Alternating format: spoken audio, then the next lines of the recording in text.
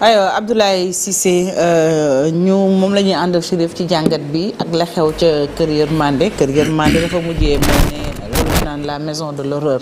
bu ñu sukkandikoo ci information yi mu jotagum naam dossier bi c'est en instruction waaye quand même dañu njëkk a jot ci ay information muy loo xam ne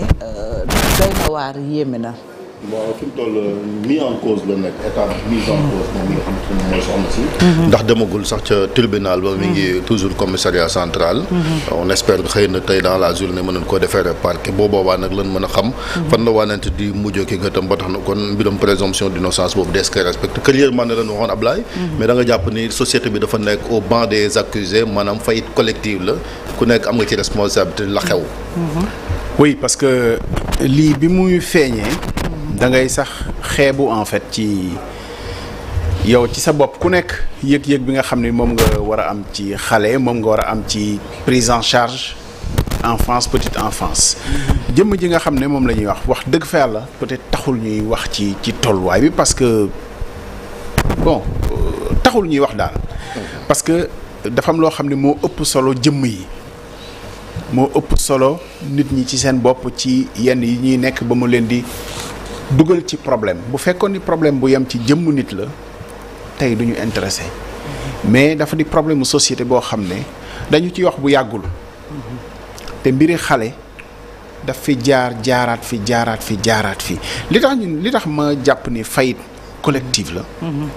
mooy lu nekk ci penc mi la apparemment lu ñu xam lu ñuy dégg te xam ni loi man li tax ma ne dafa xewu mooy ñi nga xamante ni ñoom ñoo yor prise en charge xale amuñu parti pris ci li ñu leen dénk gis nga loolu chaque jour ñu wax ko fii nit ñi li ñu leen dénk yëpp mu ngi yem ci selon la vision du président ñoom amuñu sax sous vision boo xam ne loxo bi ngay dindi ci kaw micro bi waaw. ok d'accord waaw ça arrive ma ne ko ñoom amuñu sax parti pris wu li ñu leen dénk parce que am parti pris ci li ñu la dénk mooy nga dox ko ba mu mat sëkk bañatal leneen nga am ci taxawaay boo xam ne nii mooy taxawaay bi mat sëkk mais seen taxawaay yëpp selon la vision du chef de l'État la indiwuñu benn valeur ajoutée ci li nga xam ne sectoriel yi ñu leen di dénk parce que am parti pris ci xale mooy waroon a tax subaak ngoon guddeeg bëccëg looy dox muy doon li nga xam ne mooy njëriñu xale yi ba lu mel nii mën a xew ci réew mi ñu naan ay weer mu ngi fi du caagin bañoon a xam ni li ñuy tudd tey mu ngi fa woon maanaam mettital wala maltraitance wala ak leneen c'est pas ça le problème bi mooy ni luwaay tëddee fii ci biir réew mi ak ni muy encadrer yorinu xale petite enfance lu mel noonu war a mën a nekk sans que ñu xam li xew ci biir kër gi sans que ñu xam lu xew ci biir kër gi ak loi yi fi nekk nii tey donte xam nga dala nañ fi sax kilifa bu yàggul mu naan am na projet de décret bu nekk ci circuit bi pour mais ak li fi nekk nii tey rek ci wàllu réglementation nit warul mën a jël këram di fa dugali xale di tuddee di joxe di recueillir yeneen ak juste li fi nekk ci réglementation c'est impossible donc su xewee ba ñu seetaan ko ba mu yegg si fii fayitu société bi yëpp mais responsabilité yi évidemment c'est gradué responsabilité bi njëkk mooy ñi nga xam ne ñoom la ñu dénk wax dëgg fa yàlla wàllu petite enfance te defuñu ci dara lu dul bu coow demee ba ne tell ñu jóg waroon nañu am kersa sax wallahi wax ci parce que lii bu amee mais ñi ko yor dañu war a démissionner ngir yàlla parce que matewuñu li ñu doon aussi bien direction petite enfance ñi gérer enfance ba ci ministère de la femme mais dañu lii bu xewee mais ngir yàlla nit ñi nañuy am kersawu nit ñi xam ni matewuñu li ñu doon en fait c'est ça le problème nit ñi duñu mate li ñu leen dénk mais duñ ci tirer benn leçon lu dul sikk ñeneen ñi wala yebbeeku ci ñeneen yi mais matewuñu li ñu doon parce que bu ñu matewoon li ñu doon lii du yegg si fii. d'autant que Abdoulaye mbir mi maanaam scandale bi dafa am quelques jours après bi ñu feetee semaine bi nga xam ni moom la ñu jagleel tout tànkeeg lu mu mel ni que xëy na ñi ngi doon feetu mais après am na gàkk-gàkk bu ci am ndax am na ay tout tànk yu nga xam ne amaana ñoom ñi ngi woon ci ay métit ñenn ñi ñàkk seen bakkan. ñoom nekkuñu woon ci feet. seeni njaboot ça prouve que nekkuñu woon ci feet. mais semaine nationale de l'enfant de la petite enfance ñu ngi ko célébrer du 4 au 10 décembre bii ñu ngi nekk ci weeru décembre bi c'était il y a tout juste 2 semaines te bi ñu koy célébrer d'ailleurs lii feeñagul woon ci penc mi maanaam police demagu fa woon ba téye ba jël xale yi ba ñu yóbbu ñeneen ñeeg yooyu semaine nationale de la petite enfance peut-être jamono yi taxawaay la woon bilan gëstuwaat xool mais xëy na sax xel dem ci ne mais petite enfance bi li ñu njëkk a nam mooy taxawu leen ak li nga xam ne moo fi nekk ci loi xalaat ni am na petits enfants yoo xamante ni nii ñu ngi ci peut-être nekkuñu ci prise en charge bu baax même bu ñu xamul li xew ci biir kër googu mais encore une fois boo demee ba a posteriori li nga xamante ni moom lañ la dénk matewoo ko mais nga am kersa tuuti xam ni matewoo ko lajj ngeen mais li doy war mooy dañuy reporter faute bi ci ñeneen c'est-à-dire tey jëmm ji nga xam moom la ñuy accabler faute na mais loi mooy permettre wa ilaa mu bañ a mën a am waaye wala su amee it ñu teel ko mën a gàttandu mais li teeluñ ko gàttandu am na ba pare teeluñ koy gàttandu ba pare nag ñi gàddu responsabilité bi dañu koy jàllax ñeneen c'est-à-dire ñoom amuñu ci benn responsabilité alors que ñoom ñooy responsabilité mais responsable parce que yaa ngi ciy wax ministère de la femme mais boo xoolee en tout cas li ñu wax ne état bi noonu la tëddee ci wàll woowu ñoom mënuñ woon a intervenir parce que il y a une structure au niveau du ministère de la justice bi nga xamante ni moom moo habilité di joxe déjà ay agrément boobu fekkante ni bëgg ngaa ubbi xeetu barab yi mel ni eggaguma sax ci légalement mais xam nga ministère de la femme moo njaboote dëgg la njaboot gi ak gone yi moo njaboot kan moo sañ a wax ministère de la femme sañoo dénoncer mettital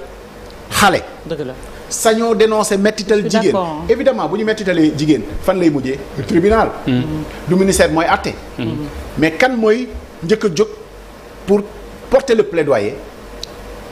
gis nga c'est ça qui est détestable c'est-à-dire on cherche chacun à se soustraire de ses responsabilités évidemment état am na nu muy doxee bu demee ci wàllu bi yoon évidemment justice la Chérif ça on le sait. non pas yoon je parle de agrément si en cas je parle de l'autorisation déjà d'ouvrir quoi ce genre de centre pour les enfants. xam nga ouvrir ce genre de centre pour les enfants bu ñu koy gëstu mën nañoo yegg ci ay agrément ak yooyu. waa léegi amul kuy yëglu porter le plaidoyer en fait ñëpp la. c'est pour ça on a intitulé c'est la faille de la société. c'est le système qui est ainsi fait de telle sorte que. c'est ça le système booboo baaxul su mbir xewee. le système est fait de telle sorte que. système booboo baaxul. on est tous coupables mais personne n'est responsable. c'est ça. parce que ku nekk parcelle responsabilité bi nga xam ne moom ngay war a jël. moom ngay féetale keneen. cas bi moom diw moo waroon a def lii ba pare. man ma soog a mën a intervenir. kooku ne non avant kooku kii moo waroon intervenir ba pare keneen ne waaye balaa loolu lii moo waroon a mën a xew ba pare. très bien où est-ce qu'on va? Il y a une responsabilité publique. responsabilité publique bi c'est important Abdoulaye mais li ngay wax aussi responsabilité collective bi am parce que cas bi mënuñu ne on n'est pas responsable on a vu quand même ni ñu ko defee ay signes on a vu des vidéos xale yi ci TikTok bi ak ñeneen ay nunu yu doon partager yenn vidéo peut-être boo xoolee xale yi ni ñu tëddoon rek ñun kenn ku nekk si ñun waroon na la interpeller mooy dellu si waat ci sama question dafa mel ni Sénégal tout tànk cër bi ñu ko waroon joxuñu ko ci tey ñun la preuve bu ñuy xëy di liggéey si à 5 heures du matin da ngay tasee xale taalibe yi mais ça ne choque personne. Bien sûr. Des enfants qui ont 6-7 ans à peine mu leer na ne kii jàngul parce que H24 mu ngi ci mbedd mi di yalwaan yow mi koy sarax xam nga ne gone gi jàngul mais yow da nga naan man sama njaboot est à l'abri donc sama yoon nekk ci. hôpital néonat ak l'accident fexe woon des nouveau-nés Linguère Tivaouane ñàkk seen bakkan mel ni xale Sénégal Abdoulaye moo tax su ma gisee ku mel ni Sophie Gueye moi j'ai envie de l'embrasser parce que tatagal ko dañu raar des Sophie Gueye alors que ñun ñëpp dañu waroon nekk ay Sophie Gueye est-ce que aussi waruñu taxawaat xoolaat suñu bopp muy responsabilité publique mais responsabilité collective aussi par rapport aux enfants ku nekk xam na ne xale mooy ëllëg. J'ai envie de rendre hommage à deux personnes. Évidemment, au-delà de Sophie Gueye, ouais, Sophie, on sait ce qu'elle fait, comment elle s'investit dans ça. Ouais. Deux personnes. musuma wax ak ñoom mbiri enfant te sentiroo en fait te seen rongoñ tuuruwul ak sentir la limite je peux dire la haine qu'ils ont envers la société mais quand je dis la haine c'est de la en fait la colère c'est plus sain que la haine c'est-à-dire la colère qu'ils ont contre la société et ñoo xam ne la am nañu jaar-jaar ci wàllu c'est Pierre Sané. Pierre Sané ancien secrétaire général de Amnesty Mondial Pierre Sané ci wàllu droit de l'homme lay liggéey mais tey dans sa retraite amul lu ko gën a yitteel lu dul xale mais amul lu ko gën a yéem ci dans son parcours ci ni xale yi mel Sénégal Pierre Sané mënul la moom les enfants talibés les enfants taxawaalu ci boulangerie ak ci rond-point yi limite daf ko kii ba moom ci boppam il veut pas voir ce scénario mais il a cette colère là ak Mamadou Mawa Wane nga xam ne Mawa moom ci il a dédié presque sa vie ses recherches sa science à ça xëy na amay sët ñu toll ci mais daf koy def pour xale yëpp du ay xalem kese musuma waxtaan ak ñoom ci wàllu xale te tuuruñu rangoñ mais ils arrivent pas à transmettre ça en fait parce que évidemment est-ce que l'État peut continuer à faire comme si en fait on a essayé non mais c'est pas possible en fait de mu ngi mel ni nga ne maa ngi jéem ci dara mais yow gisoo fenn faut inverser la courbe évidemment je peux comprendre que tu dises qu'on a initié un programme de retrait des enfants de la rue waaw may gis ni retrait bi peut-être metti na parce que nit ñi bëri nañ mais mu ngi wàññeeku mais tu ne vois même pas l'impact d'une initiative de retrait s'il y a aussi des gens qui sont dans une activité criminelle alors parce qu'il faut le dire il y a des services dédiés qui ne sont responsables de rien finalement s'il y a des gens qui sont dans l'activité criminelle de mettre des enfants dans la rue pour di leen utiliser exploiter leen mais la loi est là d'accord Cheikh je termine par là parce que ça on ne peut pas dire juste dafa am ñuy indi xale yi di leen teg ci mbedd pour mais et la loi elle est là pour régler ces genres de problèmes là mais ñi ko war a def du ñu si def dara dañuy seetaan dégager seen responsabilité comme si société bi la mais kon li ñu leen dénk nañu ko matal am na loo xam ne vraiment boo ko mënul peut-être nga ne jéem naa tële naa fii laa mën a yem mais se soustraire tout le temps de sa responsabilité mais le problème des enfants là des enfants mais mendiants en fait c'est accepté par la société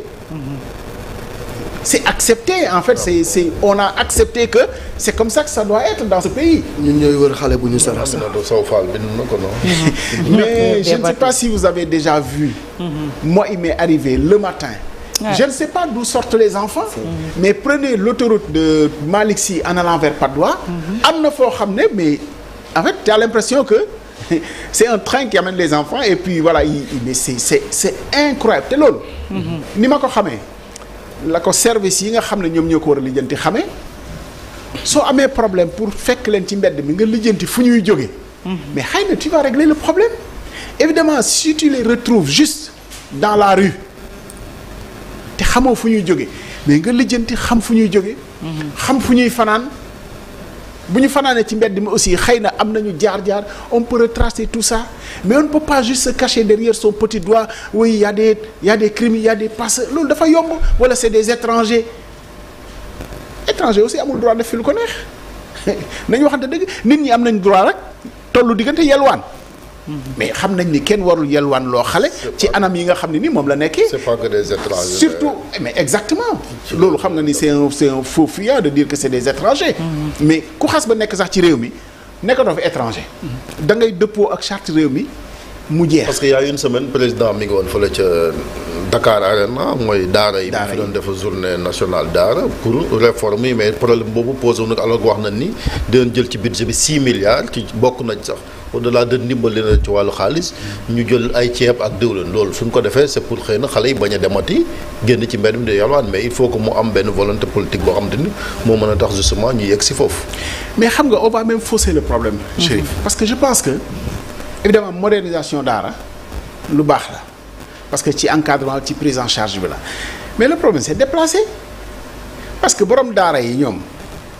ñi nga xam ne nii en tout cas bëgg nañoo dugg ci dans le sud ba état dimbale leen ñooñu da ngay toog ñoom mais seen xale yalwaaneetuñu dematuñu parce que aussi état baa ngi def ay effort di leen tabaxal ak yeneen même si yeneen problème mën na fa nekk mais au moins boobu réglé nañu ko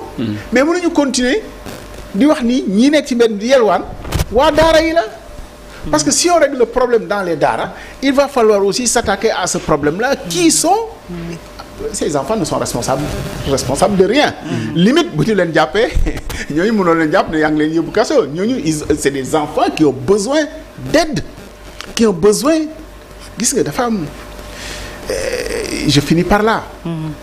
ce qu'on appelle l'école de la deuxième chance yaa am na kilifa boo xam ne ni tey macha allah ku am taxawaay la am barke bu rëy mais xëy na waxtaanee wuñu ay mbiram. Imagine il a eu la malchance peut-être à plusieurs reprises de sortir du système scolaire. def na entrée en sixième ñaari yoon ak environnement familial bi nga xam ne moom la am moo doon tax sax mu génn jàng. mais xëy na moom résilience su lijjanti ba continuer def na brevet ñaari yoon def na baccalauréat ñaari yoon donc c'est pas le plus brillant mais peut-être résilience bu muy defal boppam mooy tax te suñu système peut-être amul passerelle l'école de la deuxième chance peut-être boo góorgóorlu yow le système te laisse au bord de la route c'est pas l'objet de waxtaanee ay biram mais tey fi mu toll ci tolluwaay ci parcours professionnel xëy na mooy rêve ñëpp parce que mën naa wax nit egg na fa nga xam ne peut-être fa la nit booy jàng rêver egg ci niveau boobu et ça peut être surprenant même de découvrir que le système permet rarement cette école de la deuxième chance xam nga ñu ngi wax lu bari apprentissage manuel nit aussi n'est pas dédié simplement pour dem circuit ba dem université ba ñu fi tàmbalee waxi métier manuel yi jàngale ko xale yi ba léegi curricula bi des na il y a 2 semaines lañ fi waxtaanee curricula Malick yaa ngi fàttali ko bi ñuy wax mag ñi sax mënatuñu lépp te lépp ci suñu taarix la woon dafa am lu mu daan def ci nit ñi mag ñi sax bu ñu tàmbali woon lépp dañu koy dog ne fay la lépp jeexee ku ko njëkk a foon tàbbi àjjana ca ëllëg sa ñu yeggale ko yooyu yëpp ay taarix la woon mais loolu lañ doon wax changer de curricula ci petite enfance bi très bien ñi nga xam ne bi dañ bëgg jàngal seen doom daara bu petite enfance bi nekkee mais lu war a mën a nekk ajaratu projet de décret bi nga xam ne moom la ñuy wax ce n'est pas la panacée c'est pas parce que gis nga Sénégal dañuy leurrer tour nit ñi lëndëm loi li fi nekk rek mënoon naa tere lii xew et c'est pas parce que on va avoir un projet de décret qui va finir en décret qu'on va régler les problèmes xam nga problème bi lan la il y a une responsabilité de ñi nga xam ne ñoom la ñu dénk bu fekkee ni matuñu li ñu leen dénk ak réglementation boo fi mën a teg du jëriñ dara parce que nit ñi matuñu li ñu leen dénk amuñu parti pris ci lu ñu leen dénk doxewuñu lu ñu leen dénk loolu loo fi mën a teg ci loi wax dëgg fa yàlla neen lay doon. jërëjëf dernière question très rapidement Abdoulaye ak Cheikh Diop laata ñuy dem. voilà Fatick xaw ma question lay doon xaw ma contribution par rapport ak li nga xam ne moom la Abdoulaye Cissé di wax yaa ngi wax waxul loi yaa ngi wax ci ministère donc bi nga xam ne moom la ñu dénk wàllu soxna yi man je pense que loolee lépp dafa sori donc automatiquement damay xalaat la responsabilité des parents ndax itam mënoo yor sa tout tànk sa liir bu tooy xepp jël ko di ko joxe ci loo xamante ni xamoo nan la fay nekkee xamoo ko koy yor nan la koy yoree donc je pense que même bu fekkee dem nga ba amoo sax loo dundalee sa njaboot somme bi sax boo ko tegee mën a dundal sa njaboot ñoom ñu mën a lekk ba suur lu mooy loolee également dañ dem ci kër yërmande ñu teg ci ay bés affaire bi daal di am moi personnellement dem naa gis ki nga xam ne moom moo di Ndella Madior bi ma ko woowee pour dem def interview kenn xamul nit li nekk ci xolam li mu bëgg ñu gis ko rek la wane exactement li ñu bëgg ñu gis ko kese la wane parce que bi ma demee fekk naa ñi nga xam ne ñoom ñoo di nunu yi donc ñoom ñëpp jug ci fajar sang xale yëpp bi ma demee lalal leen ay drap yu weex tal xale yi tëdd ci donc munoo xam lan moo nekkoon ci ginnaaw li nga xam ne donc moom la doon manigancé li mu def certes amul kenn koo xamante ne ni exactement sur la responsabilité de la famille évidemment wax ko wax ju yàqu la responsabilité famille la mais gis nga système bi li fi nekk fii waxtaane woon nañ fii gis nga adopté xale adopté mooy li gën a difficile ci réew mi et c'est une très bonne chose non attention c'est une très bonne chose que l'adoption soit très encadrée gis nga adopté xale mooy li gën a encadré ci réew mi c'est ça boo ko bëggee c'est très très encadré et c'est une très bonne chose parce que xale waru ñoo foowee di paasante xale ku mu neex nga dem jël sa bàjjen mën na laa jox doomam nga yor ko yar ko mais gis nga pour nga mën a réclamer wu ni adopté nga ko loolu moom loi bi fi nekk xoolal soxlaw ñu ci yokk dara c'est très encadré c'est une très bonne chose nit ñi matul li nga xam ne moom lañ leen ne évidemment responsabilité bu njëkk ci famille yi la Confucius dafa daan wax ni mooy suñu Kocc Barma soo bëggee lu gàtt jooni bayal ceeb ndax day focc léegi nga jëriñoo ko très bien soo bëggee waxtaanee loo xamante ni nii faati fii ak 10 ans la jëmbatal garab mango xam nga mango mën naa def diir te du am doom waaye bis bu tàmbalee soxlaatul arrosé soxlaatul dara waaye nag boo bëggee tabax nation investiral ci xel yi ci njàng c'est ça merci beaucoup 8h50 juste Abdoulaye ak des ba tey ci xale yi rek ak suñu naataango pardon Ibrahima Gassama moom nag spécialiste du conflit Casamance la nekk journaliste ca Ziguinchor li mu ñu xamal nekk nee na daal trafic d'enfants business la diggante Casamance ak entrée Casamance ak les deux Guinée ñu ngi koy nuyu bu baax waaye itam di ko ziar di wax ne loolu mu joxe comme information lu jara mata bàyyi xel la en tout cas Abdoulaye Cissé li nga ko wax am na solo on est tous responsables ci xale yi ak seen nekkin fi ci Sénégal parce que ñun ñëpp bis bu ne ngis ci mbedd mi du la jaaxal xam nañu ne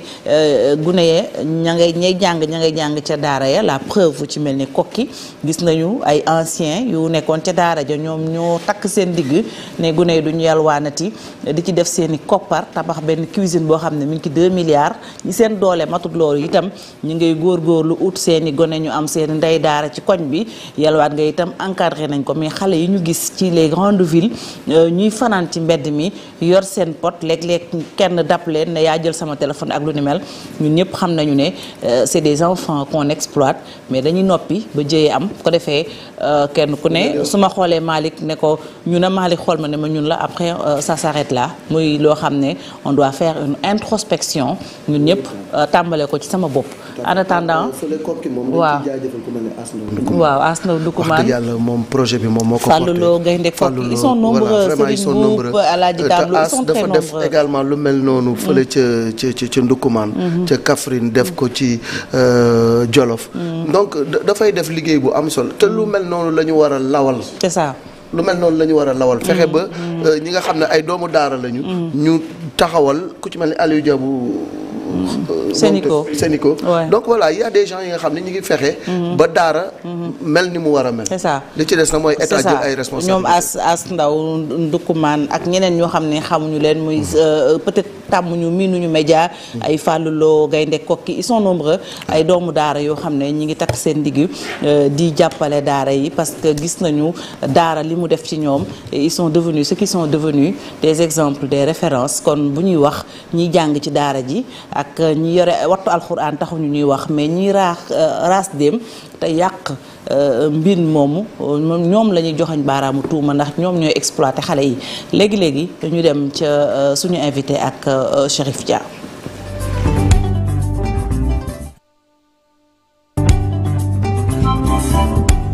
nag li ci des bari